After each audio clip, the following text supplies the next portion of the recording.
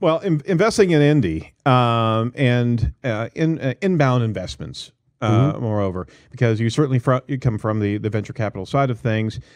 Tell us your thoughts about SaaS and market tech here in Indianapolis, and your perspective of the incubation that's here, and what your perspective is of inbound investments and how that's working for us or against us right now.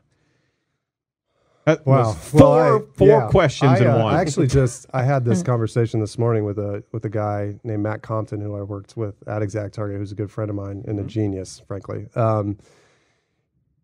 I think there's a couple things. Number one is that there were the founders before the Scott Dorsey generation, Right. that kind of held Indy on their shoulders. Then we have and I'm going to use Scott, but also the founders of Interactive and Aprimo, and that have us on their shoulders now. Mm-hmm. And then we have a disconnect with all of us that are operators and trying to figure out who the entrepreneurs are within those. And we have a few, right? Mm-hmm. Santiago at Amplify, Max, of course, at Lessonly, and there's plenty more. Phil Daniels and Rod at Springbuck. Right, absolutely. Perk. So it's about how do we invest in that new generation of leaders, right? And the second thing is just capital. And I think that we are seeing more interest from external capital sources that are bigger funds, Absolutely. that are raising more money. I mean, OpenView is one of them. I think Hyde Park out of Chicago. It helps when Tim Kopp is here in Indy, right?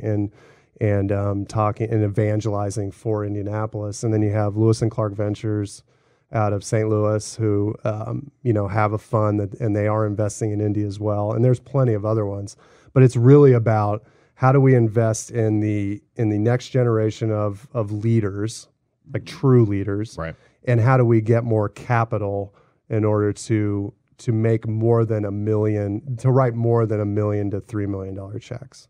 Well, I'm talking like, how do you get the Series B 10 to 20 million checks? And it's really about the companies that are on the bleeding edge now, the Amplifies, the Perks, the Lessonlys, the Springbucks, to grow and to be responsible enough with their growth that they will get that type of investment. And you'll have people from San Francisco and from Seattle and from all these other places that have the capital coming to Indy because they're like, hell yeah, these companies are doing really well and their unit economics are right.